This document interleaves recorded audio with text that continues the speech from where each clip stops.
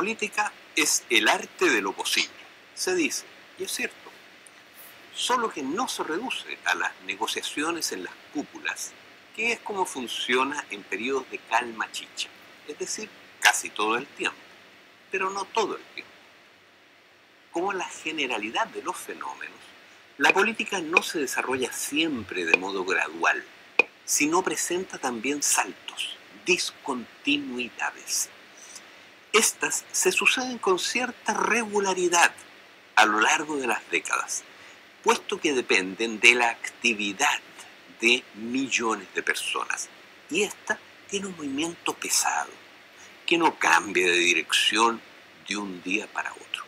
Se eleva de modo muy lento, pero cuando se acelera, lo hace cada vez más, hasta alcanzar su clímax, cuando la máxima agitación popular coincide con la mayor dispersión y desconcierto en las alturas.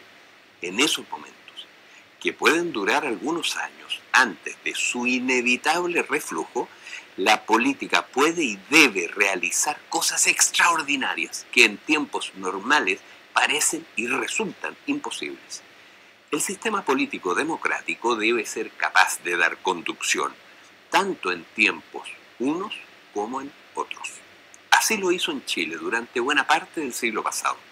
Así deberá hacerlo ahora, a riesgo que los acontecimientos le pasen por encima como un tsunami. Sin embargo, para conducir en momentos como los actuales, el sistema político debe necesariamente asumir aquella parte de su naturaleza que es jacobina. Los jacobinos tienen muy mala prensa, lo que no es de extrañar. Cabalgando sobre la ola de pueblo insurrecto, condujeron con mano firme la Revolución Francesa durante su fase más aguda, entre 1792 y 94. Degollaron el antiguo régimen y aplastaron sus estertores soliviantados en las provincias. Humillaron y expulsaron las tropas invasoras de todas las potencias europeas que se hallaban en Francia. Se guillotinaron unos a otros y los que quedaron fueron guillotinados por el terror blanco tras el 9 de Termidor del año 3, es decir, el 27 de julio de 1794. Pero legaron al mundo la Declaración de los Derechos del Hombre y los Ciudadanos, el voto y la conscripción universales, la Constitución de la República Francesa unitaria, laica y democrática, la Marsellesa y el sistema métrico decimal. Desde entonces los vienen pintando como extremistas desalmados, pero nada más lejos de la realidad. No fueron salvadores surgidos de la nada. Desde mucho antes de los inicios de la revolución fueron el partido más organizado, sensato y responsable. De hecho, los hebertistas, la ultra de la época, fueron los primeros guillotinados por los jacobinos. Fueron de lejos el de mayor estatura intelectual y moral. Herederos auténticos de la Ilustración, su líder Robespierre era conocido como el incorruptible, en una época en que corría el billete. Fueron los mejores entre la infinidad de grupos que proliferaron en esas décadas turbulentes que simbolizan el parto universal de la modernidad. Hoy sabemos que el advenimiento de nuestra época no se resolvió en esos 2 años, ni mucho menos. Ha venido cursando mucho más lenta y trabajosamente a lo largo de 2 siglos, impulsado por el desplazamiento tectónico de la urbanización global, que todavía se encuentra exactamente a medio camino. En todos los países que han cursado este tránsito epocal, el mismo no se ha resuelto tampoco en un solo instante de clímax revolucionario, que, por otra parte, todos ellos han experimentado en un momento preciso de su historia.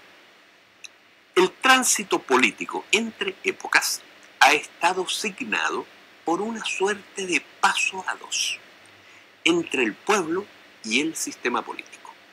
En esta danza, el pueblo empuja desde abajo, irrumpiendo periódicamente de forma masiva en la escena política.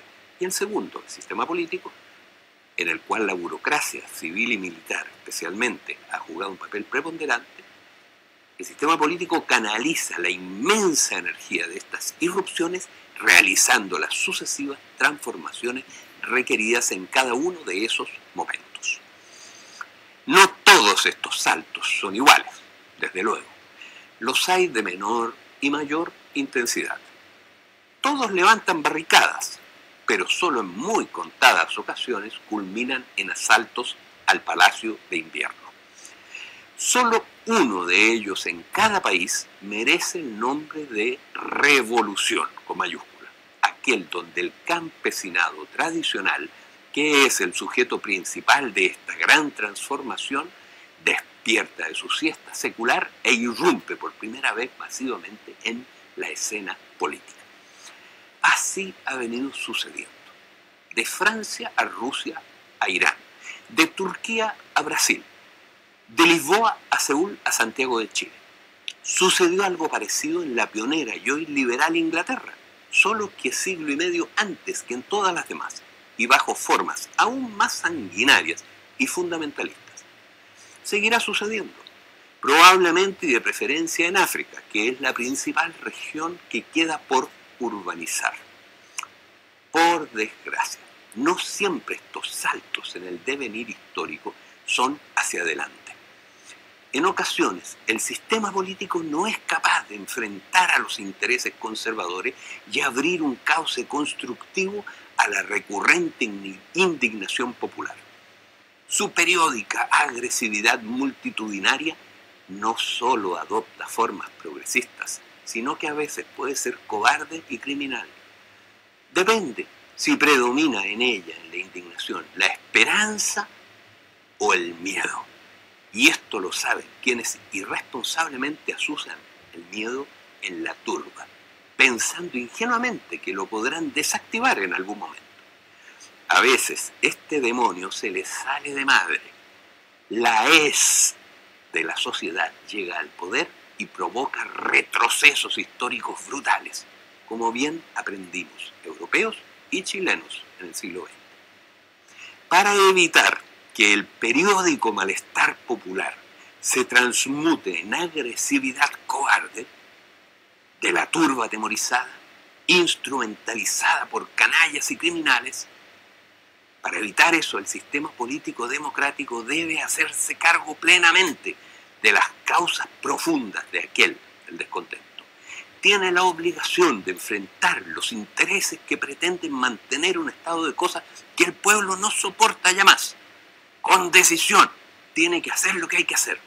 Solo de esta manera, recogiendo y encauzando hacia las reformas necesarias de cada momento, las esperanzas y deseos del pueblo, cuya indignación tornan posibles, el sistema político democrático es capaz de conducirla a buen puerto, en paz y con respeto a la ley. Es decir, tiene que actuar a la jacobina. De lo anterior se puede deducir que estamos en graves problemas. El gobierno de la presidenta Bachelet fue elegido precisamente para iniciar el proceso de reformas que se necesitan hoy. Estas no son revolucionarias, ni mucho menos. Solo consisten en terminar de corregir las deformaciones de todo orden que fueron la consecuencia del brutal retroceso que significó el golpe contrarrevolucionario de Pinochet, y que el pueblo hace tiempo no aguanta ya más estas deformaciones. Sin embargo, se ha entronizado en el seno del gobierno una fracción frívola, oportunista y venal, no muy diferente a la que adquirió influencia desmedida en las postrimerías del gobierno de Salvador Allende. Solo que la frivolidad de aquellos era un ultraizquierdista, mientras estos son ultracentristas. Ambos son presas de cretinismo, según la contundente y clara nomenclatura de la ciencia política clásica. Parlamentario o infantilista es cretinismo igual, porque no considera el sustrato esencial de la política, que no es otro que la actividad política de las masas en cada momento dado. Los ultraizquierdistas lograron paralizar la decisión del gobierno de Allende de poner freno brusco a un proceso de reformas que ya no contaba con la energía de un pueblo cansado tras varios años de actividad incesante. Por el contrario, estos ultracentristas de hoy tienen maniatada la voluntad reformista de un gobierno que aparece a sí mismo paralizado frente a una inmensa ola de indignación popular que se le viene encima. Sabemos a dónde condujo aquel. No sabemos dónde nos va a llevar este, pero de seguro no será un buen lugar. Es tiempo de enmendar el rumbo y acordarse de los jacobinos.